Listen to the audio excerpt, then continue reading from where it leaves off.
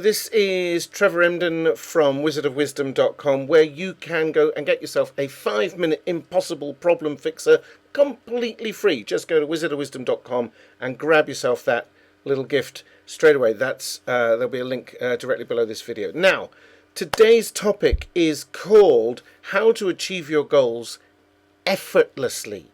Effortlessly. Now, there's a lot of stuff on YouTube, on the internet, in books everywhere about goals, goal setting and goal achievement.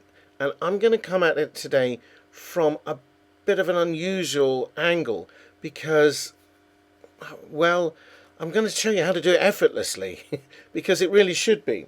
So in order for you to understand what I'm talking about, let me illustrate it with an example. Now, I don't know if you've ever seen the kind of chart that you get that stock markets show, but they will look something like this. Okay? Show the camera. Right. In other words, they go up and down. Sometimes they stable out and they go in a more or less straight line. But no matter, I'm not here to talk about stocks and shares, no matter what they do, whether the price goes up or down or stays more or less the same, the one thing they will always do is keep moving. It will always go sideways because the sideways movement is the passage of time. That's inevitable, right? So stock charts can go up or down or sideways, but they can never stand still. And that's the same with us. That's the same with life, right? We're going to have good days and bad days and periods of time when things are pretty stable. Everybody goes through that. Now, if you've got a goal, what you are effectively saying is there is some aspect of my life that I think would be better if it was somehow different. Now, the first thing I want to say to you is different is fine. It's not always necessarily better. Now, you might experiment. You might say, well, I've always had the green ones, but let me try a red one. I've never tried a red one. And you try a red one, you go, well, I don't like it. I'm going to stick with the green ones. That's okay, right? So we don't have to change things in order for them to be better. Sometimes the way we are and we're going along in a straight line is fine. And sometimes we say, I want more or I want different. I want more money. I want more from my business. I want to stimulate my relationship in some way. I want to lose some weight. I want to be better. I want to have better health. Those things are absolutely fine. Of course, I'm not saying don't set them. I'm saying don't set yourself up for failure and disappointment, because the danger with goals is that they're set in a way that leaves you feeling, well, the reason I haven't got that yet is because I am in some way a failure. And that's not true. Now, let me show you something else to illustrate what I mean here. Don't go away, because this is really, really important and will save you a lot of heartache. Now, I don't know about you, where you grew up or how you were brought up, but I bet that, I'm going to draw a triangle, I'm willing to bet that if you grew up in a westernized type of society, I'm talking Europe, America, Canada, Australia, New Zealand, westernized type society, you will have learned from a very, very early age to do stuff.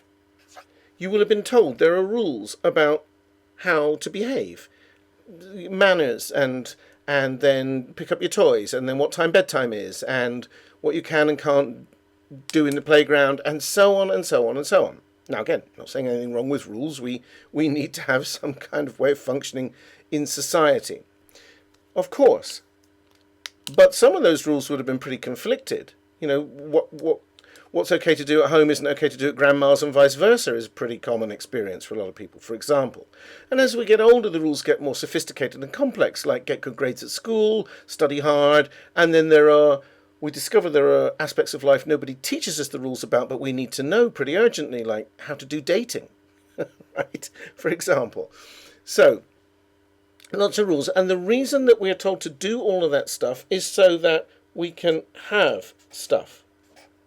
Now that's where goal achievement is. Having stuff. Now, the stuff may be tangible, like money and a nice house and a car and savings or whatever in the bank. And it may be less tangible, like respect in the community, status, and of course love. Right? And there will be some things that sit on the border of both those, like a happy family. Right? But that's what we want. So we want good grades and good jobs and a happy, loving family. And, we think those are the trimmings and trappings of success. And the reason that we want to have all of that is so that we can be happy. That's why we want it. We want to have stuff so that we can be happy. Now, if you look at that triangle, right, we do stuff in order to have stuff, in order to be happy. That's the way we're taught to do life. From doing to having is quite a bit of work. From having to being happy is a hell of an uphill climb. And the truth is, we're born happy. You've never seen an unhappy, self-conscious, I don't like the diapers I'm wearing today baby. Never. Right? So that's our natural state. That's our default setting. Is happiness. We're already okay as we are. Right? So if you come from that place, then knowing what to do is a wee downhill fun ride. And then what to have bubbles out of us. I want to have a go at dancing. I want to have a go at learning Japanese. I want to try the red ones for fun. Right?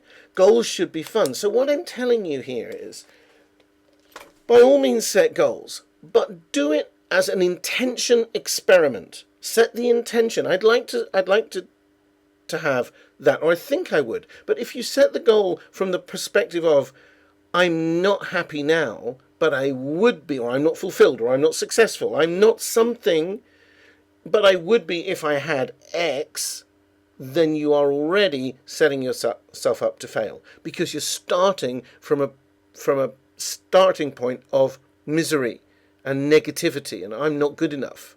And say, well, I would be good if I could prove to myself, to the world, to my parents, whoever, that I'm capable of that, then I'll be good enough. And it's like, no. You're already perfect the way you are. Now, you can look back on your life and go, well, I'm not. If I'd known 10 years ago what I know now, but the thing is, you didn't know 10 years ago what you know now. You probably didn't know 10 minutes ago what you might know now. Not since you started watching this video, for example. Right? So now you can adopt some new thinking. But you couldn't have done that before because you didn't have the information, you didn't have the understanding. And that's always the case as we go through life. And we grow because you can't stand still like the chart. So what I'm saying to you is, set goals. Have desire is a good thing. We're always going to have that. It's great. It's good fun.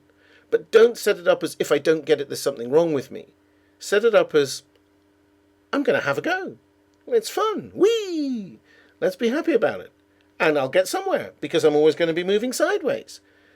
And if you discover, by the way, that when you go for the goal, or you even get to the goal, and it makes you feel stressed, and you're spending less quality time with your family, and you're missing your kids growing up, and all of that, then for goodness sake, review it and go, do I really want this? What's the price? See what I mean? So, anyway, I hope that's helpful. If you have found it helpful, please give it a like under the video. Little thumbs up down there.